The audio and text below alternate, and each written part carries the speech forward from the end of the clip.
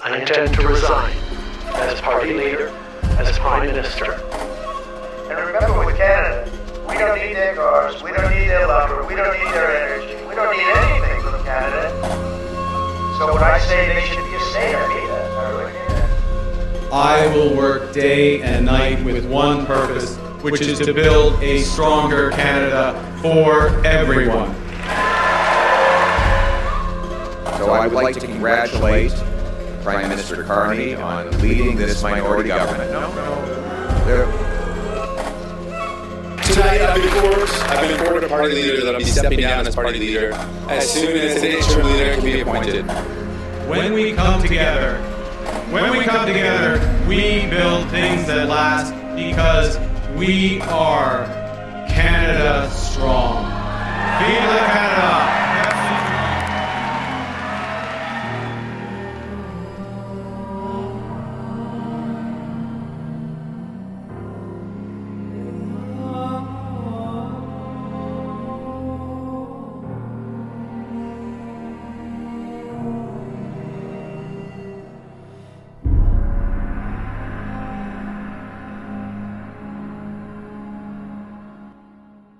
It would have cost me about $85 a day. But the government says $10 a day, right? So this $10 a day daycare, you have to qualify for it. So you have to make a very low amount of money, and you also have to find a spot. And good luck finding a spot, because all of those $10 a day daycares, they have been filled up, and they are shitty. Because who's gonna work for $10 a day? Yeah, that's the problem. Stephanie Ryan. I'm a student at Algonquin. I am a mom of 3. It's because of its challenges, but it comes with its benefits. I'm sure it's not as tough as other places, but it's also tougher in some regards. So, yeah, it's difficult. I mean, with the cost of living, everything just gets more expensive times that by 3. Everything's just getting more expensive these days, right? Like, with inflation and, the rising costs thanks to things like tariffs and taxes, a lot less money to go around nowadays. $50,000 a year doesn't go as far as it did, when I was 20. It definitely didn't go as far as it did when I was 10. When I was growing up, we were told if you work hard, if you go to school, you'll have a good job, you'll own a house. I mean, I'm probably never going to own a house, ever in my life. With the inflated housing market, it's crazy. The houses aren't even worth what they cost. The homeless rate, that's new. That's never been a thing before in Canada. We had homeless people, but it wasn't not to the extent of what it is. And it's, like I said, it didn't used to be a thing. Even people who were, down to luck, on welfare, they used to be able to afford an apartment and food. Now, you can't afford a room on welfare. The drug pandemic, that wasn't a thing before. Fentanyl wasn't a thing before, and now it's in everything. And I mean, it sounds really weird to say, but You ever try anything? I mean, not fentanyl, no. Mostly, no, not fentanyl. Fentanyl, just the thought that fentanyl could accidentally be in something is enough for me not to do drugs. You know, it's sad. You can't even do drugs anymore. How sad is that? You know, it's like, yeah, it's.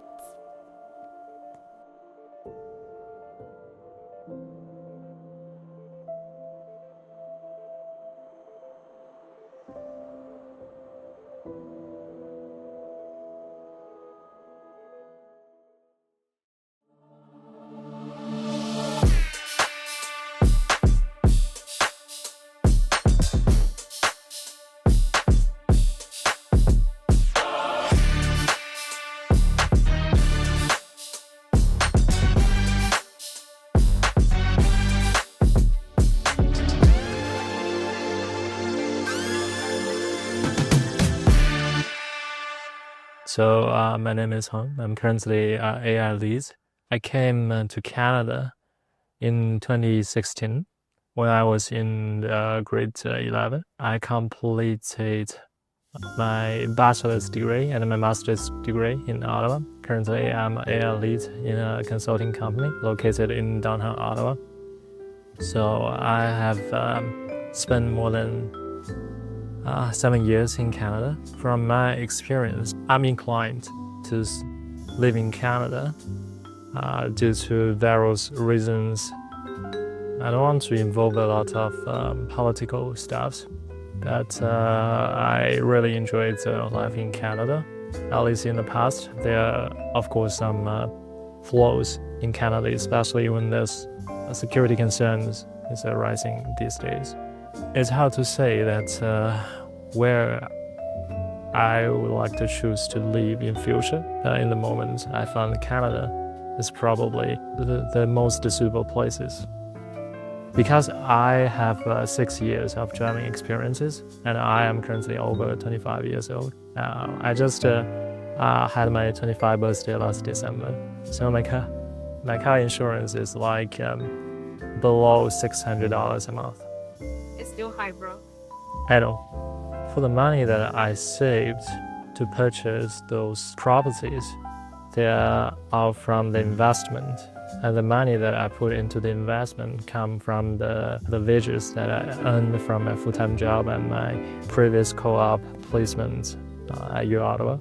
Yeah, I would like to comment that I'm kind of sensitive investor, yeah, and somehow predict the trend of the market. Maybe sometimes just lucky. I've been working and studying really hard in the past several years. I remember the time that I studied for my undergrad degree. I spent like a lot of days in the library, kept pushing myself to graduate earlier to save the tuition. When I was in the undergrad, the U Ottawa's policy is that you pay the tuition per term instead of per courses. So if I complete the degree faster than others, that means that I'm going to pay less tuition than others. I also get into the master's before I graduate from the undergrad, so there's no gap period between the two experiences. So I consider that I am hardworking enough, but still I cannot claim that the money I earned are purely from the hard working.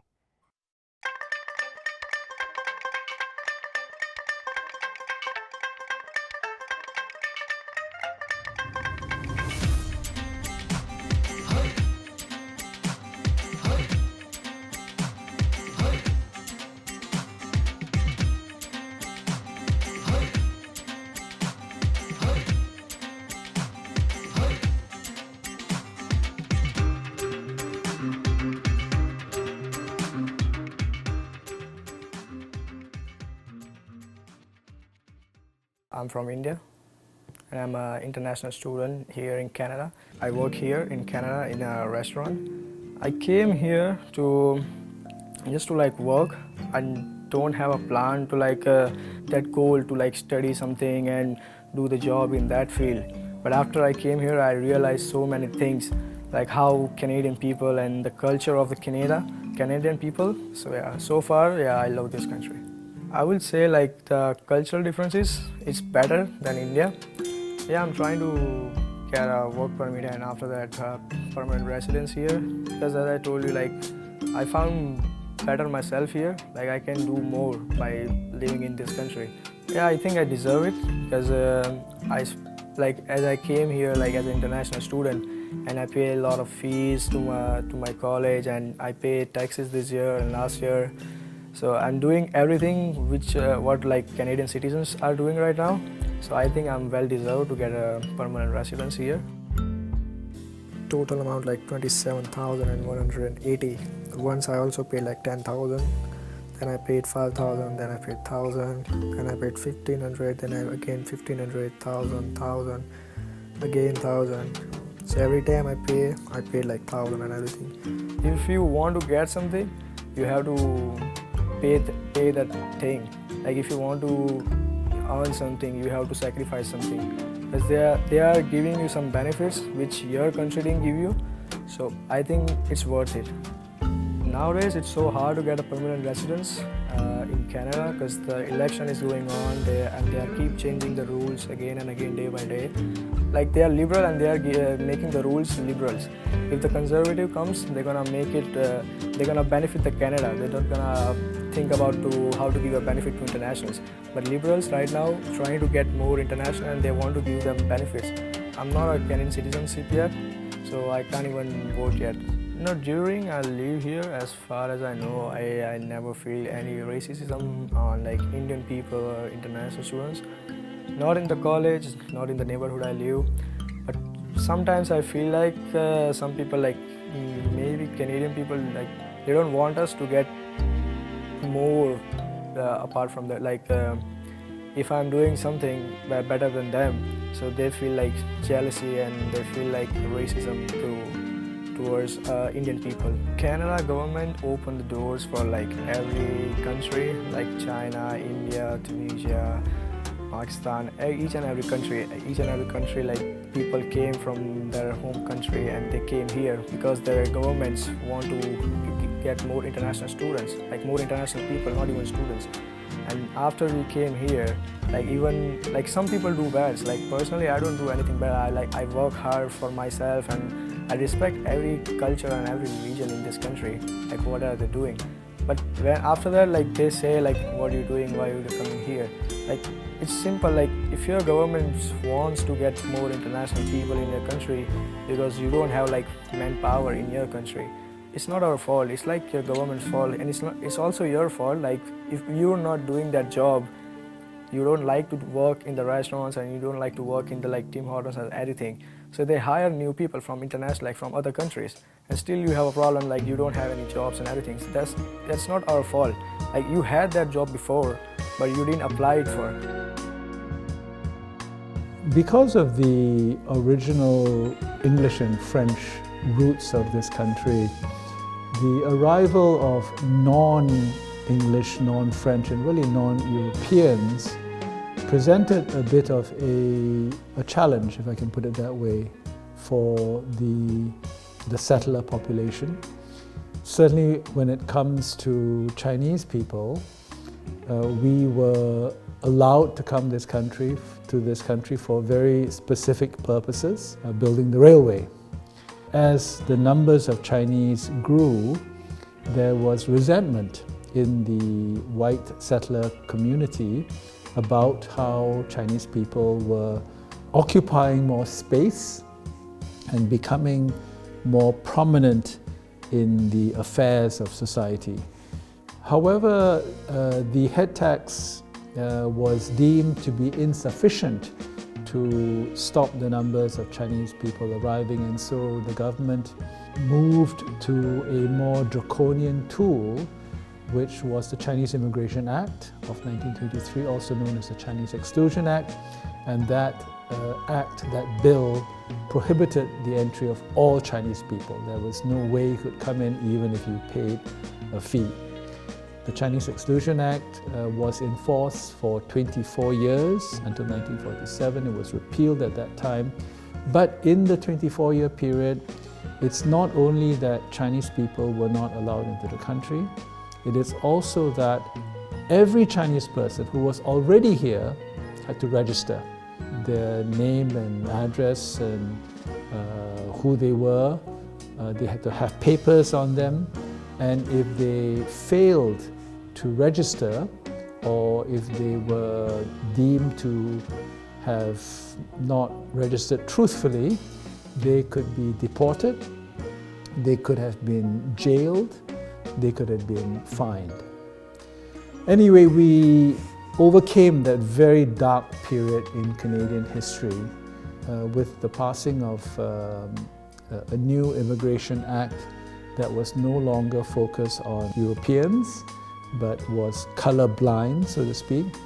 There was an increase in immigration from all parts of the world.